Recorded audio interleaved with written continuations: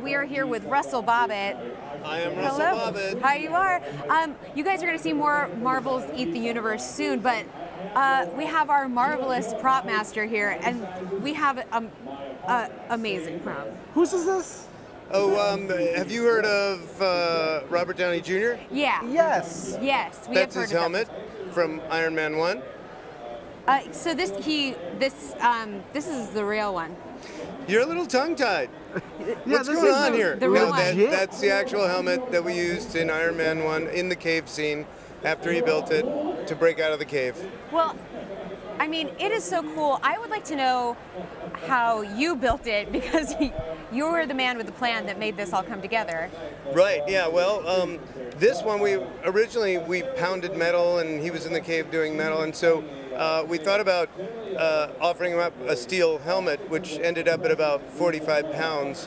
Just the helmet. Yeah, not cool. Not cool to do to somebody that Where was has that to filmed? wear. Those scenes. When were they? Where? They were shot at Sony on stage, and what was awesome about it is that we wanted it to feel cold in the cave, and they wanted the breath to show, so they refrigerated the set down to 32 degrees, and we shot in there for several weeks, and with parkas, and like the crew was just freezing and miserable. But it turned out great, and he had to wear like a tank top, and so imagine that, kind of crazy. Yeah, But anyway, this is fiberglass resin. There's a cap underneath so he can wear it comfortably, so on. Oh, I honestly thought it was just a light in weight metal. Because it looks so good. No, well, this paint is insane. This is like, I don't want to talk about money, but it's the most expensive paint on the market to get that metallic look. I mean, it's so realistic. But this is also, the Mark I helmet is going to be part of the Marvel Masterworks Collection. It is, yeah. So Kevin Feige and Disney and Marvel wanted to offer the series collector a way to purchase stuff that we make on set. And there's lots of great products out there and great licensees that do wonderful replicas, and but this is coming straight out of our camp. So they've asked me to take my original molds, my craftsmen, and make a limited edition of 50 to 250 extra pieces, so it's additional parts from the same exact mold. So it's about as authentic as it's going to get. And here we are to launch that today, and it's going to be the Iron Man helmet. It's Groot. It's a cap shield with the panther claws. Yeah. It's this helmet, and it's a Doctor Strange's Eye of Agamotto. The great part of the Eye of Agamotto, too, it's the first one that anyone has seen in public, and it's on display here today, because it's got from the same mold, from the same sculpt, the time stone from the Infinity Gauntlet in Infinity War. That's so cool. It's a one of a kind at the moment. Yeah. So it's I'm excited about it. Yeah.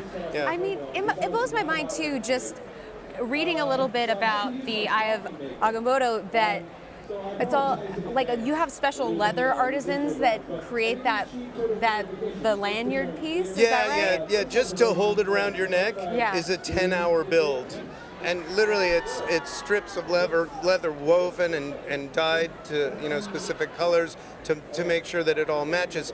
What's unique about all this stuff is that really, if you look at it, they're all a one of a kind, because they're handmade. But it's my job to make sure everything matches, and because I have to use multiples on set. If one breaks, we got to throw another one in. So it's really difficult to try to make everything match and make it look right, but that's what we do. And so while it seems like they're duplicates, they're really one-of-a-kind pieces, because paint jobs and leather work and Black Panther claws are all hand-done. Yeah, and they're super limited. The T'Chaka's ring is so cool. I think the first thing I thought was, I hope someone gets married and uses that as their wedding band, because it's a gorgeous piece. Oh yeah. Right. And too, like I surround myself. I can't do all this by myself. So I surround myself with really talented people that are artisans and manufacturers. And in this particular case with the ring, I wanted to offer a real piece of jewelry. So I didn't make it like I made a prop. I called this dear friend of mine who's a jeweler, got together with him, partnered up, and he's making the jewelry for us. So it's a sterling silver ring, plated in white and black rhodium, and it's the real deal. Now, what's interesting about that is when you order it, you get a size 11, and that's all you get, because I'm keeping it true to the movie prop. So you're getting Chadwick Boseman's ring size, and that's what you get. Yeah. But that's cool. Like, authenticity is if you're buying these, that's what's important to you. Yeah. Which I think is neat. And it was important to us because I'm not making replicas. I'm making additional pieces. Yeah. And for that reason, I can't change a thing on it. Yeah. Nor would I want to. Yeah. I think the little Groot is so interesting. How was that used in filming? Right, so I puppeteer Rocket and Groot on set, which is almost like one of the wildest jobs that I have in my repertoire. But I'm out there holding Groot and acting out the scenes so that the actors have their eye lines and they know where to look and when. So I'm out there now. With Groot, it's great because the dialogue is pretty easy. Yeah, easy lines. I am Groot. But if Groot starts on a sofa and jumps onto a table, I have to give them that eye line, and we roll cameras on one take doing that, and then they all, everybody, the crew, the ADs, they all wave me out of there, and then the actors do the scene again for real. And so I'm Groot and Rocket off camera. I share that stage with Bradley Cooper and Vin Diesel, but I'm there to fill in momentarily. You wear many hats on the production. Yeah, I do. Yeah, I remember in January I went to your workshop and got to see a lot of this stuff, and I remember holding the actual Groot and looking at the one that's down there. It's exactly the same, which is super cool. Yeah. Well, I'll tell you a little secret.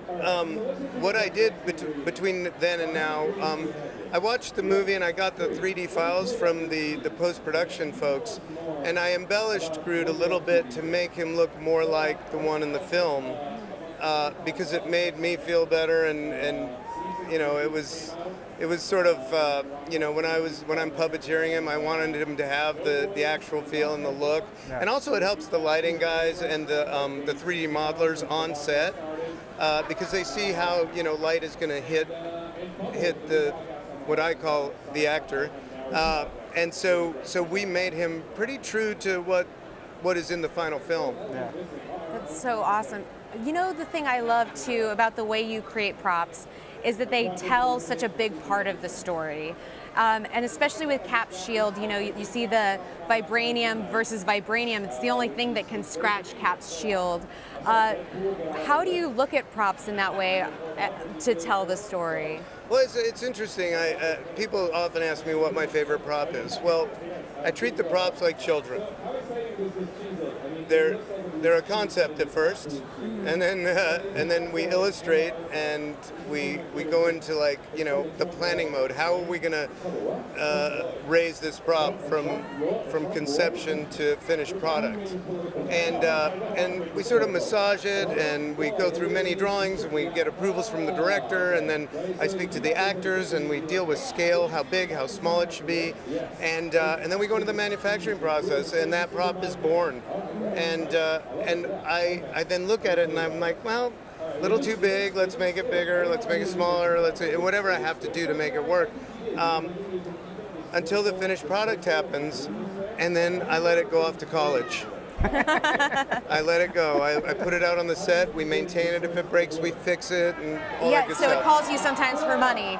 It but does other than call that, us, it's on yes, its own. it does. And when it does something wrong, especially I get that call for money. We fix it. Yeah. We also, we saw these things down there, and you're actually at Comic-Con here, talking to the fans who are walking by. What are the questions that they're asking you about these items? I get so many questions, some appropriate and some not. Most people just ask me if they can take them home with them, all these props. I'm but sure. No, I'm out there meet and greeting with the people because they're so used to coming to Comic-Con and seeing really cool stuff in a display. and they take a picture and they go home, and that's what they get. I don't think people are really understanding and realizing that we're offering a limited edition out there for people. And so I'm out there meet and greeting, telling them who I am, and saying, you too can have one of these props now coming straight out of my camp.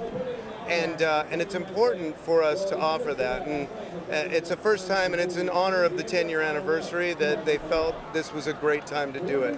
And so but I am asked all kinds of crazy questions, some that I wouldn't even broadcast here today. But for the most part, people are in awe that the prop master is actually out there to meet and greet, and I love that. I love giving back and sharing with the people, so it's great. Yeah, and it's a rarity for you to not be completely heads down on numerous projects. I mean, when we saw you in January, you were like, quick breath, getting ready for the next production, doing all your stuff, and you were like, before we finished, I remember you pulled out a drawer and you're like, can we talk about this? And it was an item from a movie we hadn't shown yet. And you're like, no, like, it was great, it was awesome. So. Yeah, it's hard because I think everyone knows we shot 2 Avengers movies concurrent, and so on a 200-day shoot, let's say, it gets very confusing for me and others to think about what we can talk about and what we can't talk about. And we all know that, keeping the spoilers out of the mix is a great thing, because even me, I love going to the movie that I worked on and seeing how it got cut and edited and what it ended up in Infinity War and what I can anticipate for the next film. And by the way, tomorrow I get on a plane and hit the road running, and we're gonna go lock up that next film for everybody. So that's awesome. That's exciting. Here it comes. You had a great panel already. Are you doing something here at the booth this weekend as well? Yeah. So part of the Marvel Masterworks Collection, I'm doing an unboxing. The packaging that this stuff comes in is truly amazing. I created a Stark Industries experience. So it comes in a Stark Industries case. You open it up, there's lots of fun little secret cool things that I'm about to unveil downstairs that come with this product. And literally my goal was to make every bit of this experience collectible. You're not going to want to throw away the cardboard box it comes in. So it's pretty cool. And it's out of my wheelhouse, but I embraced it for Disney, Marvel, Kevin Feige, and the true, honest collectors. So check it out. I do want to get to a fan question because we have a bunch sitting here. Yeah, cool. But someone would like to know if you've kept any props for yourself, and if so, which? And will you get in trouble for us asking? No. There's some props that that lie around in my shop, but under contract, Marvel owns everything, just so you know. But because I've been with them for so long, I have access to all the props. We have a huge warehouse. We have 140 cap shields sitting around because the life expectancy of a cap shield is only 3 scenes before it's damaged beyond repair, and then we make more. So we have access to all this stuff, but I don't really, like in the first 5 years of my career, which was over 30 years ago, I would keep some props and I'd hang them up on the wall, but things kind of got cluttered after after a few years. A lot of props went through my house, and so now I just have a proper house where I don't keep any props, but I have a huge warehouse full of everything, so it's kind of cool. Yeah. And if I'm allowed one more, what has been the hardest prop for you to find or assemble?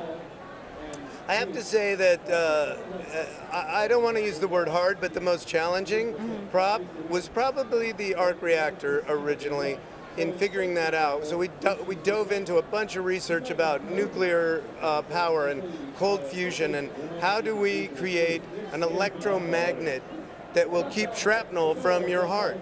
Because we know that the shrapnel was barbed from the Stark Industries bomb, and every breath you take, the shrapnel goes closer and closer to your heart, and we had to create something that would do that. Now, the big challenge was it's supposed to look like it's 4 inches into his chest, right? And so I used a lot of forced perspective work, so I start with a big ring and go to a smaller and smaller and smaller and smaller ring, which to the eye gives you the illusion that it's deeper and deeper. I think that's an old trick, like from the Alfred Hitchcock days, where they would have long hallways that come down to nothing so that it would look longer, and they were shooting on stage. So I sort of look at all that. I looked at like film noir sort of attitude mixed with a high-tech attitude, and we came up with the arc reactor. And it's just like such an iconic, cool thing that I'd have to say that's close to my heart. Oh boy, it sure is. Yeah. Russell, you know I adore you. I adore talking with you. A little tease, some point we're going to have a long-form interview. You and I, we talked a lot about your career. That's going to be on This Week in Marvel. But here, I just want to say thanks for coming up. Thanks for giving this to me. Thank you, Robert, for giving me this helmet. I really appreciate it. Thank you so much for personally giving this to nice of him, us. We'll hold on to it for you forever. Yeah. And thank you, guys. I mean, I wouldn't do this without you, so I'm big fans of yours, honestly, and thanks for having me.